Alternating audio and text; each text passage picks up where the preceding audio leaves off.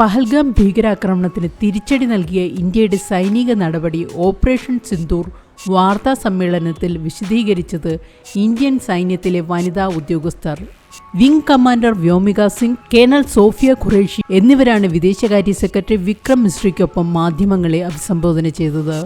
Briefing നയിക്കാൻ 2 വനിതാ ഓഫീസർമാരെ തിരഞ്ഞെടുത്തത് പ്രതീകാത്മകമാണ്. ഇത് നീതി നടപ്പാക്കുന്നതിനുള്ള ഇന്ത്യയുടെ പ്രതിബദ്ധതയെ മാത്രമല്ല, ഭീകരാക്രമണത്തിൽ വിധവകളായ സ്ത്രീകളെ ആദരിക്കുന്നതിൻ്റെയും ഭാഗമായാണ്. ഓപ്പറേഷൻ സിന്ദൂർ എന്ന പേര് നിർദ്ദേശിച്ചത് പ്രധാനമന്ത്രി നരേന്ദ്രമോദിയാണെന്നാണ് റിപ്പോർട്ടുകൾ.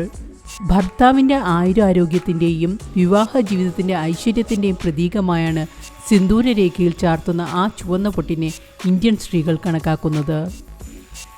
പഹൽഗാം ആക്രമണത്തിൽ 26 പേരാണ് കൊല്ലപ്പെട്ടത്. പല കുടുംബങ്ങളും അനാഥമായി.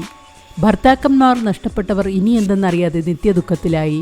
പഹൽഗാമിലെ താഴ്വരയിൽ കൺമുന്നിൽ രക്തം പൊടിഞ്ഞ് ജീവൻ വെടിയേണ്ടി വന്നവരുടെ ഭാര്യമാരുടെ കണ്ണീർ തോർന്നിട്ടില്ല.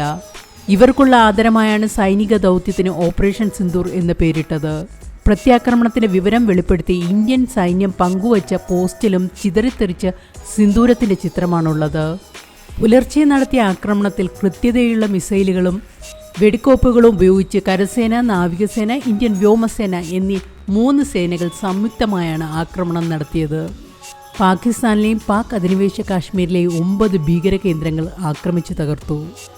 സാധാരണക്കാർക്ക് പരിക്കേൽക്കാതിരിക്കാനും സൈനികേതര അടിസ്ഥാന സൗകര്യങ്ങൾക്ക് കേടുപാടുകൾ സംഭവിക്കാതിരിക്കാനും സ്ഥലങ്ങൾ ശ്രദ്ധാപൂർവം തിരഞ്ഞെടുത്തുവെന്ന് വിംഗ് കമാൻഡർ വ്യോമിക സിംഗ് പറഞ്ഞു.